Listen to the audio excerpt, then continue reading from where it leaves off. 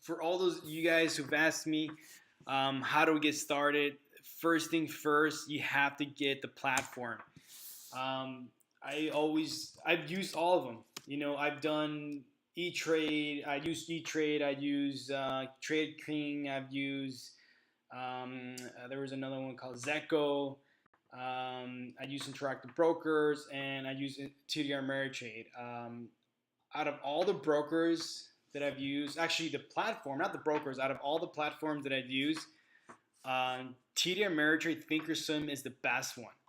So I know now it is free, which is what I like the best of it. It's free because there are some brokers that will actually charge you like $100, sometimes even $200 to use their platform. The traded platform.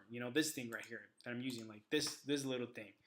So I mean, when you get something for free, hey man, that's a huge advantage for your learning process. And not only that, but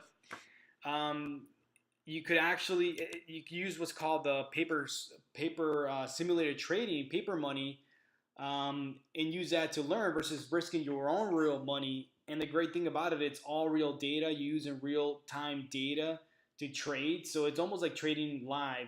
But instead of trading for real money, using paper money. Now they give you like $100,000, $200,000. I'm not exactly sure. I haven't used this paper trading account in a long time because I trade live only right now. But for beginners, paper trading is the way to go because first of all, if you want to learn how to trade, you have to have a system. You have to know setups that give you high probability success and also high reward to risk ratio before you take a trade. And also, you have to have data to back that setup up. So if you know this setup that is highest probability of working, you have to have data. So you have to have stats, statistics. I'm sure you guys probably, taking a statistics class in college or high school. It's a numbers game.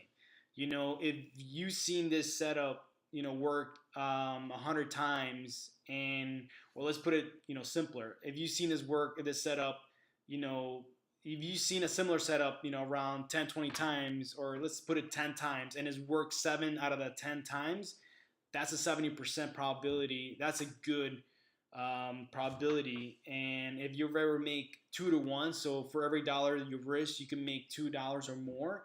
That's a good reward to risk. So let's say that on a setup, I'm risking $200. So if I'm going to risk $200 in this setup, I want to make sure that I'm going to make at least $400 or more. And then that's a good reward to risk. And also make sure that the setup that I'm trading has at least 70% probability or higher, to succeed.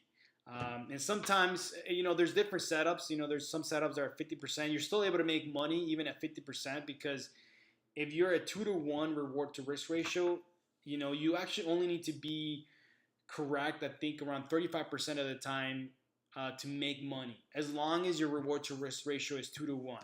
And if you have questions about that, there's a lot of stuff you can find online regarding the math, but it's true. It holds true. So that's that.